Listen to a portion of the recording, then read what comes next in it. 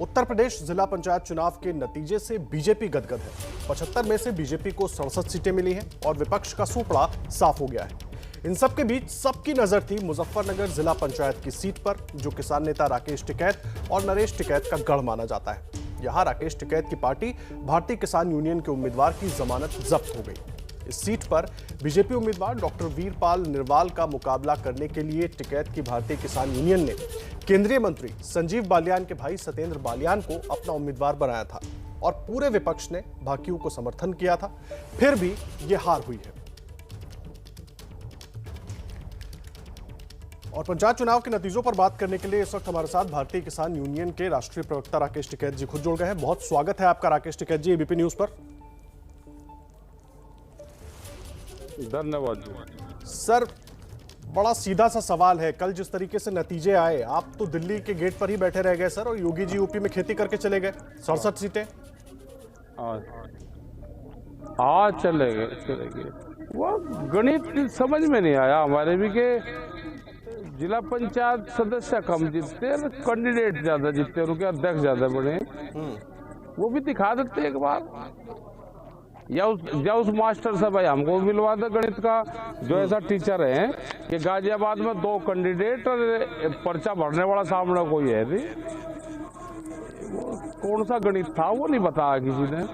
ठीक है, नहीं, जिस गणित की आप बात कर रहे हैं उसी गणित से जुड़ा ये बड़ा अहम सवाल है टिकैत साहब की रणनीति तो आप लोगों की भी फेल हो गई। ज्यादा सीटें आने के बाद विपक्ष की फिर भी अध्यक्ष क्यों नहीं बन पाए ज्यादा? मैं बंदूक हाथ में नहीं थी, सरकारी बंदूक थी इनके थी नहीं हाथ में। तो बंदूक की ताकत में अगर पुलिस बंदूक लेके और काम करेगी तो फिर तो कुछ भी हो सकता है देश में।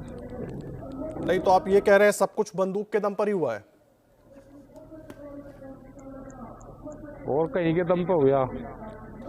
तो टिकैत साहब 2016 में क्या हुआ था?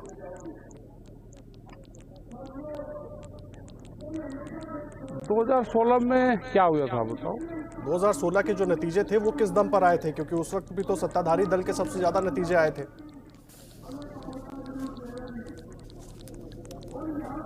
आए होंगे सत्ताधारी के,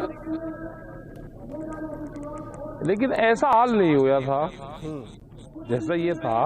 ये तो एक ही तरफ आए। अगर इस तरह से होगा तो ऐसा तो नहीं लगता कि ये बीजेपी की पार्टी जो है कि इस तरह का काम करेगी। मतलब अब की बार तो बेइंतहा वो हुआ है। ऐसा नहीं होना चाहिए कि बुलडोजर लेके कैंडिडेट के घर पे पहुंच गए और कह लगे जी चाहे उसने अपनी खुद की जमीन में बना रखा घर, कह लगे जी ये तो उसमें बन रहा गांव पंचायत की जमीन में, या तो वोट दे दो नहीं तो घर डालोगे।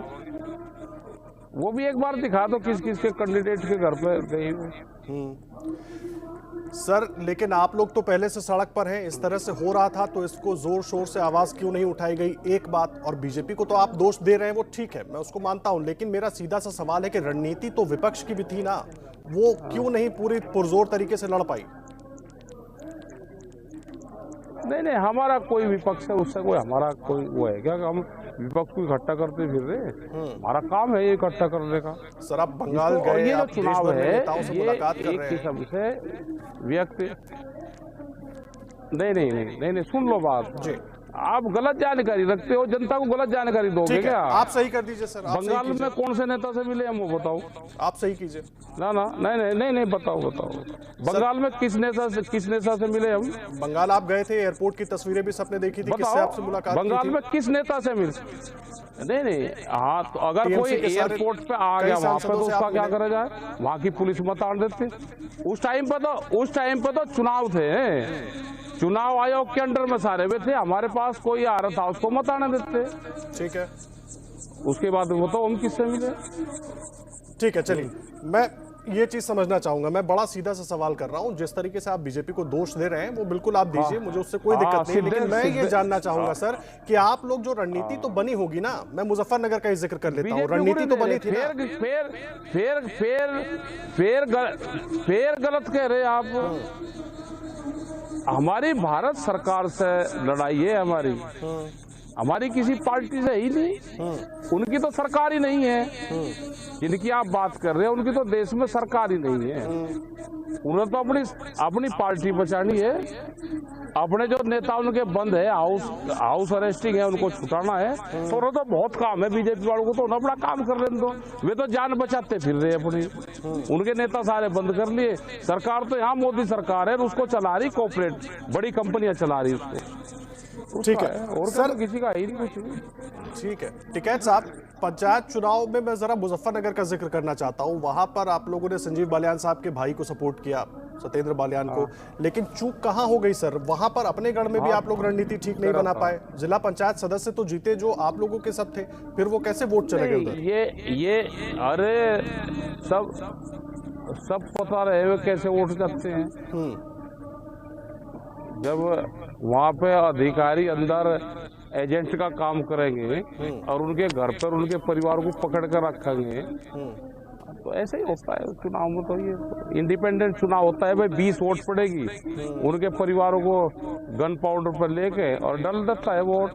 यही तो होता है इस चुनाव में, कुछ होता है भाई। कैंडिडेट इनके 500 के आसपास कैंडिडेट जीतते, ठीक है, इनको वोट मिली करीब 22-25%, और जीत इनकी जो हुई, अब जो इनके अध्यक्ष बने वो बने होंगे करीब 90%। 4 ही तो नहीं बने ना, और तो सब जगह यही बने। तो ठीक है, सरकार का इतना काम करना भी चाहिए। हाँ, सरकार का काम है, होना चाहिए। नहीं, इसीलिए मैंने आपसे पहले भी जिक्र किया था कि जब जब सत्ता में जो दल रहता है, हर बार यही देखने को मिलता है कि पंचायत अध्यक्ष उसके ज्यादा बनते हैं। आप बिल्कुल स्वतंत्र हैं अपनी बात कहने के लिए, और इसीलिए मैं ये सवाल भी उठा रहा हूं कि पिछली सरकारें कर ले काम अपना भाई, सारे काम करेंगे जिसकी आज कर ले काम अपना, उसमें आम जनता का कुछ नहीं होता। और ये चुनाव जब जनता लड़ती है तो ये एक किस्म से व्यक्तिगत चुनाव होता है। जो लोग क्षेत्र में ज्यादा काम करते रहते हैं, क्योंकि 30-40 गांव का एक चुनाव होता है ये, और वो इंडिपेंडेंट जो आदमी काम करता है वो उसी का चुनाव होता है व्यक्तिगत। ये ज्यादा किसी पार्टी का भी नहीं होता। जब अध्यक्ष इसका बनता है तो वो जरूर पार्टी का बनता है, कुछ पैसे के दम पर बन जाता है, कुछ और सिस्टम से बन जाता है, कुछ प्रेशर से बन जाते हैं। तो इसको ज्यादा आप पॉलिटिकल और वो नहीं कह सकते इसको। ये एक किस्म से पैसे की, सरकार की जिसकी ताकत होगी तो उसी के ये बनते हैं। नहीं, कल शायद एक तस्वीर आपने देखी होगी, चंदौली से समाजवादी पार्टी नेता रामकिशन यादव अपने पंचायत सदस्यों के पैर पकड़ रहे थे, और उसमें तो कुछ उनके रिश्तेदार भी थे कि हमें वोट दो और पार्टी से मत टूटो, लेकिन वो फिर भी अलग वोट देने चले गए। हाँ, चले गए होंगे। मैं कोई इनका ठेकेदार हूँ सबका, हम तो नॉन पॉलिटिकल आदमी। आप उस पर बात करो ना, जो कानून है इस पर बात करो। नहीं, मैं उस पर भी आ रहा हूँ टिकैत साहब। समाजवादी मेरे से ही कर रहे, बीजेपी वाली मेरे से कर, मैं उस पर भी आ रहा हूँ, हमारे से कर रहे। मैं को पॉलिटिकल आदमी हूँ। हाँ, लेकिन सर आपने अपने बयानों में कहा है कि मजा चखाएंगे, तो इसीलिए सवाल मैं आपसे कर रहा था क्या। तो लेकिन पंचायत चुनाव में तो सब कुछ हाथ से निकल गया। कभी नहीं कहा मुझे चखाएंगे। नहीं, निकल जान दो। जो आदमी बड़े हुए क्या को गैर बन गए, हम कोई उनके खिलाफ लड़ते फिर रहे। ठीक है, और ये कभी नहीं कहा कि मजा चखाएंगे, ये कहीं बयान नहीं होगा। हाँ, ठीक है। अच्छा टिकैत साहब, ये जो नतीजे हैं पंचायत चुनाव के, ये क्या यूपी का मूड मान सकते हैं इनको? आपकी राय क्या है इस पर?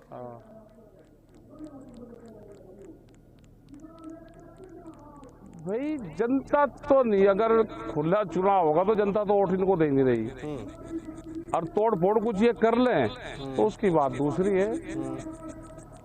ये अलग अलग तरीके से कुछ और कर ले, कुछ गणित भिजा ले, क्योंकि इनके पास में बहुत गणितबाज लोग होते हैं कि कैसे वो जीतते हैं। जनता तो नहीं वोट दे रही। देखो, होना क्या चाहिए देश में कि किसी की भी सरकार बने, अगर उसको 50% से ज्यादा उसको वोट मिल रही है, 50% से ज्यादा, तो उसकी सरकार देश में बढ़नी चाहिए। अब ये किस तरह से व्यवस्था हो? अब 22% वोट मिली सरकार उसकी, 88% खिलाफ, और फिर भी सरकारें बढ़ रही है। ठीक है, तो इसके लिए आप लोग क्या करने वाले हैं 2022 के चुनाव के लिए? राकेश टिकैत का प्लान क्या है? आंदोलन। देश में किसान आंदोलन मजबूत होगा तो ये देश का किसान, मजदूर ये बचेगा, व्यापारी बचेगा, ये बचेगा। नहीं तो बर्बाद होगा। सारी बहुत पॉलिसी आ रही जो पूरे देश को बर्बाद करेगी। महंगाई किस हिसाब से बढ़ रही, तो बंदूक का पहरा है, जवान पे बंदूक का पहरा है, तो ये तो नहीं चलना वाला। ठीक है, ये जो बात आप कह रहे हैं इसी से जोड़ के मेरा अगला सवाल है, तो ऐसी हालत में अगर बीजेपी के खिलाफ 2022 के चुनाव में, उत्तर प्रदेश की मैं बात कर रहा हूं सर सबसे पहले, कि अगर कोई संयुक्त मोर्चा बनता है तो क्या आप उसके लिए प्रचार करने जाएंगे, उनके लिए वोट मांगने जाएंगे? ना, हम नहीं जाएंगे। हमारे गलत फहमी में कोई ना रहे कि हम किसी के लिए वोट मांगेंगे। हाँ, ये किसी ने कहा कि हम किसी के लिए वोट मांगेंगे। नहीं, ये तो मैं आपसे पूछ रहा हूं कि अगर कोई संयुक्त मोर्चा बनता है उत्तर प्रदेश में तो क्या आप उसके साथ खड़े होंगे? नहीं, हम वोट किसी की नहीं मांगेंगे। हम ये कहेंगे कि ये जो सरकार है, जो दिल्ली की जो सरकार है, ये खराब सरकार है, इसने किसानों का नुकसान करा। अगर हमारी बात ये नहीं मान लेंगे तो भाई हम ये तो कहेंगे, क्योंकि गन्ने का भुगतान नहीं है वहाँ पे। 3-4 साल से रेट भी नहीं बढ़ा। क्या महंगाई नहीं बढ़ी क्या देश में?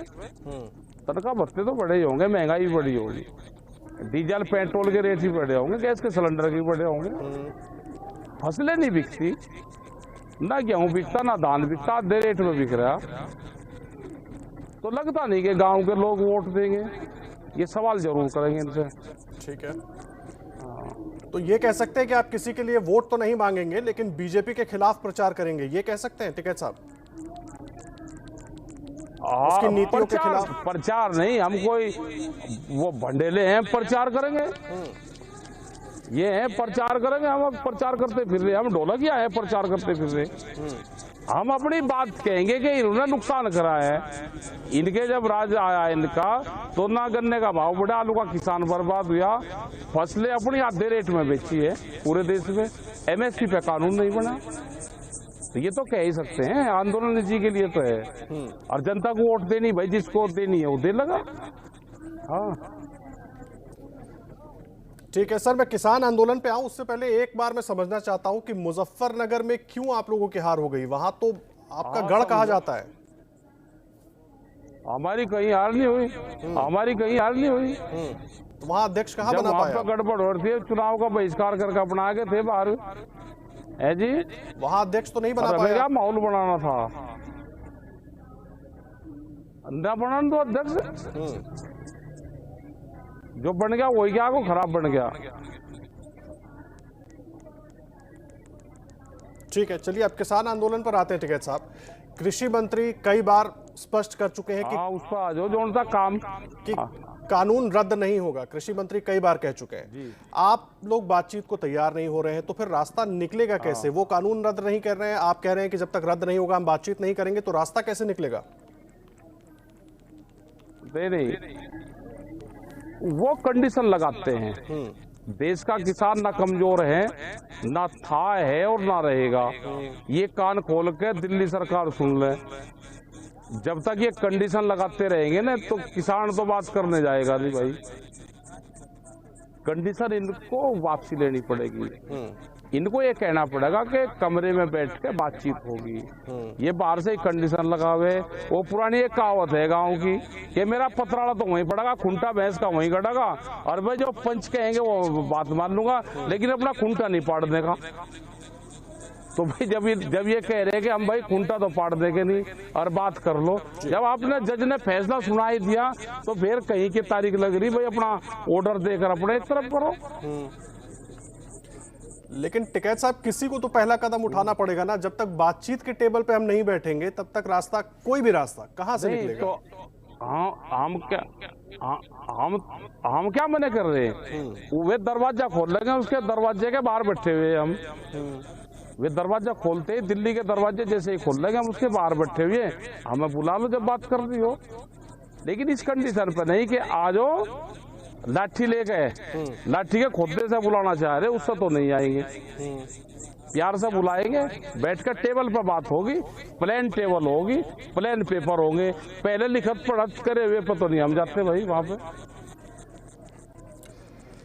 लेकिन उनका कहना है कि आपकी शर्तें हैं, सरकार कह रही है कि आप आपकी तरफ से शर्त है कि पहले कानून रद्द करो तब बात करेंगे। मैं दोनों पक्ष समझना चाह रहा हूं, इसीलिए बड़ा सीधा सवाल कर रहा हूं आपसे और सरल भाषा में। और आप कह रहे हैं कि पहले ये कभी नहीं कहा,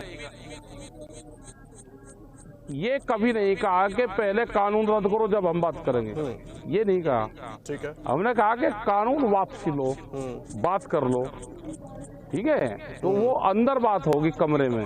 ये पहले ही कंडीशन लगा रहे कि कानून वापसी तो होंगे नहीं, बात कर लो।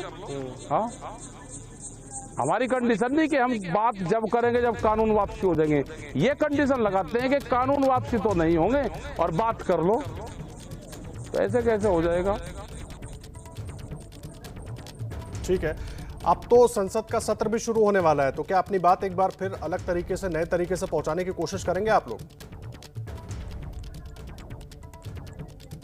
ना, हम तो बाहर बैठे, किसी को कोई जरूरत होगी तो हाउस वाले लोग हैं भाई, वे बोल बाल लेंगे जिसको बोलना होगा। वहाँ विपक्ष को बोलना चाहिए हाउस में, क्योंकि विपक्ष का काम पार्लियामेंट में, हाउस में ही बोलने का होता है। विपक्ष भी कुछ कमजोर सा है देश में अब की बार। उंगला करता नहीं कुछ भी। तो आपकी बात आ गया कहीं, आपकी विपक्ष के नेताओं से बात नहीं हो रही है क्या? ना हो नहीं रही, आते नहीं कोई, वहां पे भी नहीं आते।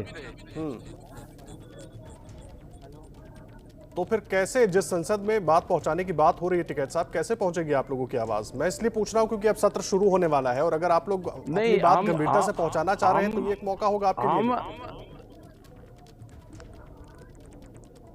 हम वहाँ बैठे हुए हैं तो अखबार तो सब पढ़ते होगे, टीवी भी देखते होगे। तो जितने पार्लियामेंट मेंबर पार्लियामेंट है वहाँ पर जाएंगे तो हम अपना पक्ष रखे किसान का, जो किसान के साथ में किसान का पक्ष रखे, और जो सरकार के साथ तो बोलने क्यों नहीं, क्योंकि वहाँ तो आदमी तो वहाँ जा नहीं रहे। सरकार जो पार्टी का एजेंडा देती है उसी पे ही काम करते हैं, तो बोलते तो यही नहीं। टिकैत साहब, लेकिन कानून को लेकर एक बात मैं पूछना चाहूंगा। शरद पवार साहब का जिक्र बार बार होता है, वो तो कह चुके हैं कि कानून के जो विवादित पॉइंट्स हैं उनको हटाना चाहिए, रद्द नहीं करना चाहिए। उस पर आपकी क्या राय है? अरे क्या पता किसी क्या मजबूर, वो ये भी बताते उनके रिश्तेदार के वहाँ कह के छापे पड़े। बता दो एक बार प्यार से, सब जब आप सारी बात लग रहे कारण तो उनके रिश्तेदारों के नाम बता दो, ये शरद पवार के रिश्तेदार हैं जिनके यहाँ छापे पड़े सरकार के, बता दो एक बार। वो नहीं बताओ आप, अंगारा क्यों भरो, बताओ क्या छापे पड़े, एक बार कहते तो प्यार से। नहीं सर, हम तो सारी खबरें दिखाते हैं, इसीलिए आपसे बड़ा स्पष्ट तौर पर मैं ये पूछ रहा हूँ जो उन्होंने कहा, इसीलिए मैं ये सवाल आपसे कर रहा हूँ क्योंकि आप इस पर बहुत बेहतर तरीके से रोशनी डाल पाएंगे। पहले आप ये मैं भी सवाल करूंगा, आप सुन लो मेरी बात, मैं भी सवाल करूंगा। आप ये बताओ शरद पवार के रिश्तेदार के यहाँ ईडी के छापे पड़े नहीं पड़े, बताओ। ठीक है, और वो खबर सब हमने दिखाई भी है, खूब दिखाई है, और क्यों हुआ, क्या हुआ, उसके आगे पीछे क्या कहा गया, सब कुछ दिखाया है। बताओ ना। हाँ, मैं तो रिश्तेदार के पड़े ना छापे, मैं मान रहा हूँ और मैं बता भी रहा हूँ कि एबीपी न्यूज एक जिम्मेदार चैनल है और हम सारी खबरें दिखाते हैं। नहीं, आप ये कहो ना कि हाँ छापे पड़े। हाँ छापे पड़े सर, मैं कह तो रहा हूँ, वही बात आपको बता रहा हूँ, और साथ में ये भी कह रहा हूँ कि हमने दिखाया भी है। ठीक है, आप धन्यवाद आपका, धन्यवाद आपका, आपने कहा तो धन्यवाद है भाई, आपने कम से कम दिखा। तो अपनी जान बचाते हुए आप भी उतना काम कर दो कि आप पे आंच भी ना आवे और एक विश्वसनीयता सब चैनलों की बनी रहे। बजा चैनल तो बहुत बेडअप होगा बिल्कुल उसका, जैसे उनको नाम ही बदल लेना चाहिए, कुछ चैनल को तो नाम बदलते कर लेना चाहिए, बीजेपी चैनल ये रख लेना चाहिए, इससे ज्यादा तो नहीं रख देना चाहिए, उनका रख देना चाहिए। लेकिन अगर आप एबीपी न्यूज देखते हो तो आप जानते हैं कि एबीपी न्यूज हर खबर को दिखाता है, और खबर के साथ उसके आगे उसके पीछे की क्या खबर है वो भी बहुत सही तरीके से रखते हैं। नहीं चलो ठीक, आपने कहा बता, आपने ठीक है, धन्यवाद है भाई आपका। ठीक है, तो 2000 इसमें मदद करो सब लोग, नहीं तो सारे सर इसीलिए तो आपसे बात कर रहे हैं सर, इसीलिए ताकि आपकी आवाज सब तक पहुंचे, और इसीलिए हम बार बार कोशिश करते हैं। इसीलिए मैंने 3 बार आपसे ये पूछा कि बातचीत की टेबल पर कैसे पहुंचेंगे, क्योंकि बिना बातचीत के तो हल निकलेगा नहीं। जगह लगेगा इसमें 1 आध साल लगेगा, अरे लगेगा इसमें 1 आध साल लगेगा, टाइम लगेगा अभी इसमें। ठीक है, एक आखिरी सवाल सर, 2022 के लिए कोई प्लान है क्या आपका यूपी चुनाव के लिए? अरे बता देंगे, अभी क्या प्लान बताओ, जब 22 का चुनाव होगा बता देंगे। ये तो जनता इंतजार कर रही है इनकी कि ये नेता हमारे गांव में आओ, हम इनसे बातचीत करें, इनका स्वागत करें, इनसे बात करेंगे, बैठ के इनसे बतलाओगे जैसे रिश्तेदार से बतला करें, इन्हें गांव में भेज दो, इंतजार कर रहे हैं लोग इनका। ठीक है, बहुत धन्यवाद आपका टिकैत साहब हमारे साथ जुड़ने के लिए और पूरी बातचीत के लिए बहुत धन्यवाद। तो राकेश टिकैत को सुन रहे थे आप, तमाम मुद्दों पर बोल रहे थे, पंचायत चुनाव से लेकर किसान जो कृषि कानून है उसको लेकर क्या कुछ अभी स्थिति है उस पर अपनी बात रख रहे थे।